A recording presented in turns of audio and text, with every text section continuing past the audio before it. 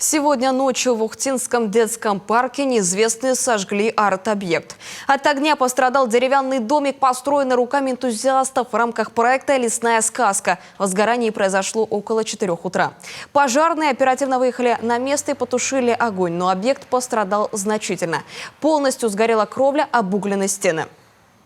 Мы сегодня с энтузиастом Сергеем Брусенским общались, я ему сообщил вот такую неприятную мысль. Пока решение никакого не предпринималось, но я думаю, что скорее всего будет, потому что «Лесная сказка» постоянно чем-то обновляется. Но думаю, что вместо вот этого сгоревшего домика Сергей, его товарищи, его соратники дадут жизнь какому-то новому объекту.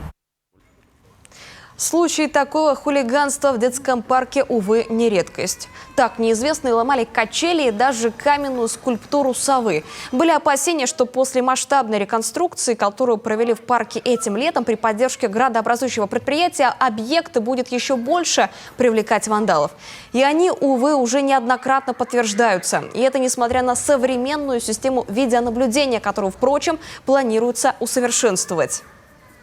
Идет установка камер видеонаблюдения. Сейчас их уже установлено в достаточном количестве. Написано ходатайство по поводу установки какого-то помещения, куда будет выведено это все видеонаблюдение. Будет посажен охранник, у него будет тревожная кнопка. Виновников недавнего пожара установленные камеры зафиксировали, но их личность пока выясняют. Узнавших запечатленных на этих фото просят сообщить директору Центра творчества. Виновных просят сознаться как можно раньше и не надеяться на безнаказанность. МВД уже устанавливает сумму ущерба и ведет работу по 167 статье Уголовного кодекса «Поджог».